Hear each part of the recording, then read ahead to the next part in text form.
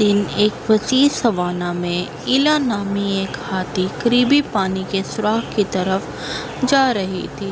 چلتے چلتے اس نے دیکھا کہ اینی نامی ایک چھوٹی چونٹی زمین کے ساتھ دوڑ رہی ہے۔ اینی نے ایلا کی طرف دیکھا اور کہا، واہ، تم اتنے بڑے اور طاقتور ہو، میں تم سے اتنا مضبوط ہونے کا تصور بھی نہیں کر سکتی تھی۔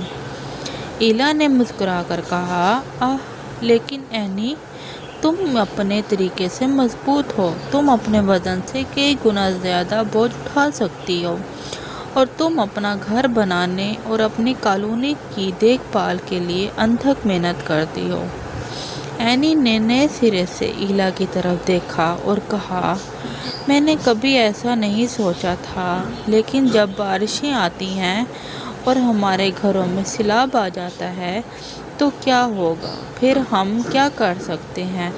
ایلا نے ایک لمحے کے لیے سوچا اور پھر کہا، جب ہم مل کر کام کریں گے اینی، میں آپ کی کالونی کو اونچی جگہ پر لے جانے میں مدد کرنے کے لیے اپنی طاقت کا استعمال کر سکتی ہوں، اور آپ محفوظ ترین راستوں کو تلاش کرنے کے لیے اپنے چھوٹے سائز اور چستی کا استعمال کر سکتی ہیں۔ اور اس طرح جب بارشیں آئیں، ایلا اور اینی نے چونٹی کالونی کو بچانے کے لیے مل کر کام کیا۔